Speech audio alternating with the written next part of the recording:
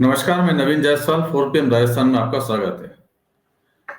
राजस्थान की बहरहाल सरकार में मंत्रियों के बीच विभागों का बंटवारा हो गया है और बंटवारा होने के बाद शिक्षा विभाग मिला है मदन दिलावर को, जो रामगंज मंडी से चुनकर आए हुए हैं। और सबसे ज्यादा चर्चा इसी बात की हो रही है कि मदन दिलावर अब राजस्थान के शिक्षा मंत्री है, उन्हें स्कूली शिक्षा का जिम्मा सौंपा गया है।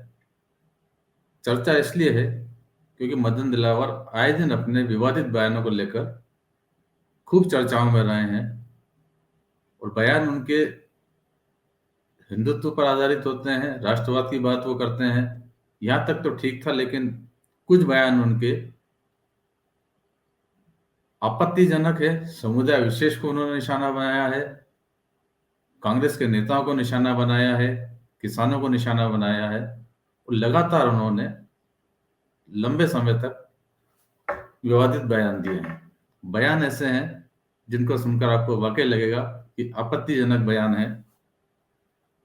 किसान उनकी नजर में आतंकवादी हैं, कांग्रेस को वोट देने वाले रेपिस्ट हैं, नेहरू हत्यारे हैं,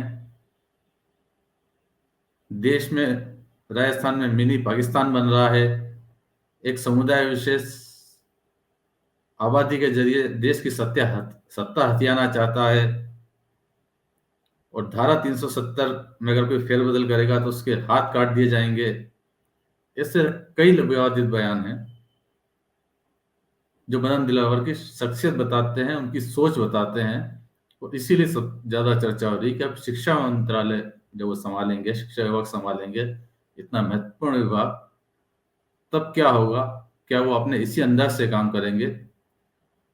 तो राजस्थान में शिक्षा विभाग के अंदर भी कई परिवर्तन हो सकते हैं।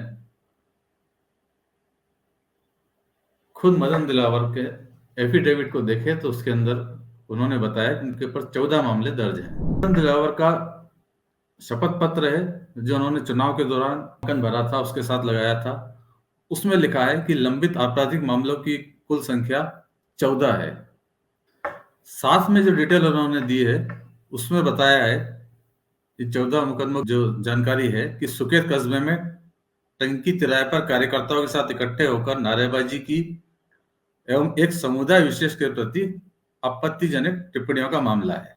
इसी तरह कांग्रेस के नेता मल्लिकार्जुन खड़गे के खिलाफ भी परिवार सहित जान से मारने की बात कहने का उनके ऊपर मुकदमा दर्ज हो चुका है, जिसमें उन्होंने खड़गे के लिए कहा था कि आपकी उम्र 80 साल की हो गई, भगवान आपको किसी भी समय अपने पास बुला सकता है।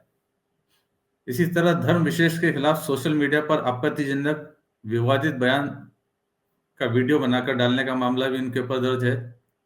एक समुदाय विशेष के लोगों को जमाती हैं और देश को बर्बाद करना चाहते हैं, मुख्यमंत्री ऐसे गुंडों को छोड़ रहे हैं और कोरोना फैलाने वाले जमातियों का सहयोग कर रहे हैं, इस पर भी मामला दर्ज है। और रामगंज मंडी में नामांकन रैली के दौरान सांप्रदायिक सद्भाव बिगाड़ने जैसे नारे और धर्म जाति के विरुद्ध घृणित नारेबाजी करने का मामला दर्ज है। ये सारे वो मामले हैं जो खुद मदन दिलावर ने अपने नामांकन के अंदर जानकारी दी है। मोदी सरकार के कृषि कानूनों के खिलाफ जब देश भर के किसान उठ खड़े हुए, दिल्ली में उन्होंने घेराबंदी की, तब मदन दिलावर ने बयान दिया कि इन किसानों के रूप में आतंकवादी और अपराधी घुस आए हैं जो काजू बादाम खाकर ऐश कर रहे हैं, पिकनिक मना रहे हैं। ये लोग कथित किसान हैं, बर्ड फ्लू फैलाने का षड्यंत्र कर रहे हैं और देश में बर्ड फ्लू फैलाने में किसान आंदोलन का उन्होंने बड़ा हाथ बताया। ऐसे ही एक और बयान के अंदर उन्होंने कहा, जब पिछले विधानसभा चुनाव हुए थे राजस्थान में 2018 में, तो उसके बाद उन्होंने एक बयान में कहा कि कांग्रेस को वोट देने वाले लफंगे हैं, बदमाश हैं और रेपिस्ट है, यानी उन्होंने जनता को भी नहीं छोड़ा। ऐसे ही एक और बयान जिसमें उन्होंने ये कहा कि मेवात का जो इलाका है वो मिनी पाकिस्तान बन रहा है और समुदाय विशेष को उन्होंने टारगेट किया और कहा कि ये आबादी बढ़ाकर सत्ता हथियाना चाहते हैं। धारा 370 जब मोदी सरकार ने हटाई और उसको लेकर कुछ नेताओं ने बयानबाजी की, तब दिलावर ने कहा कि धारा 370 में छेड़छाड़ करने वालों के हाथ काट डालेंगे।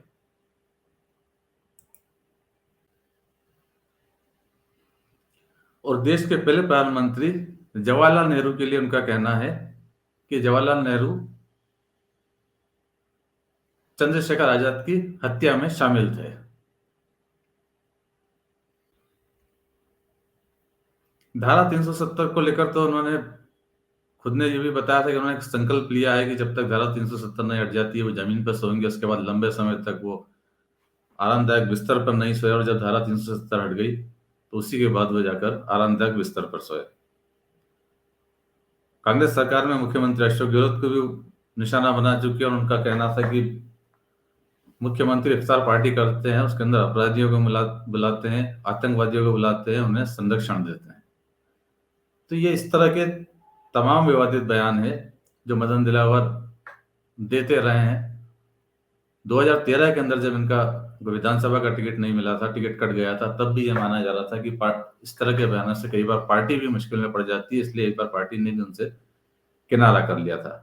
लेकिन दिलावर उसके बावजूद अपने इन्हीं विवादित बयानों पर बने रहे और अब भजनलाल सरकार के अंदर वो शिक्षा मंत्री बने हैं। शिक्षा मंत्री बनने के बाद जब उन्होंने मीडिया से बात की तो उन्होंने ये जरूर कहा कि पहली बार ये विभाग मिला है तो उसको समझेंगे, लेकिन जो भी गलत पढ़ाया जा रहा होगा, जो भी गलतियां होगी उसको सुधारेंगे, कोई भी गलती नहीं जाने देंगे।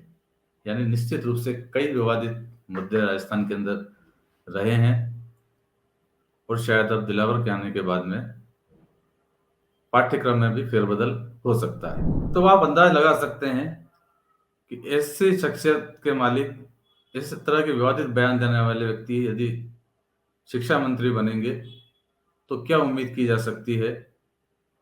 पाठ्यक्रमों में जरूर बदलाव होंगे, कई विवादित विषयों को एड्रेस करेंगे और समुदाय विशेष को लेकर जो उनके विचारधारा है वो भी कहीं ना कहीं मुगलों के इतिहास में भी नजर आएगी, शायद मदरसों को लेकर भी उनकी सोच पर नजर आएगी। लेकिन कांग्रेस के नेताओं को लेकर या दूसरे नेताओं को लेकर जिस तरह से अतिरंजित और विवादित बयान दिए, जिसको लेकर उन पर मुकदमे दर्ज हैं, वो शायद राजस्थान की शिक्षा नीति को प्रभावित भी करे। आप क्या सोचते हैं इस बारे में? क्या इस तरह के विवादित बयानों से अब मंत्री मदन दिलावर को दूरी बनानी चाहिए या फिर वो अपने इसी एजेंडे पर काम करेंगे? यदि आप कुछ सोचते हैं कमेंट बॉक्स में कमेंट जरूर कीजिएगा। तो फिलहाल इस वीडियो में इतना ही। अंत में एक बार फिर आपसे ये कहना है कि 4PM राजस्थान चैनल को सब्सक्राइब जरूर करें और इस वीडियो के लिंक को जितना हो सके उतना शेयर भी करें। नमस्कार।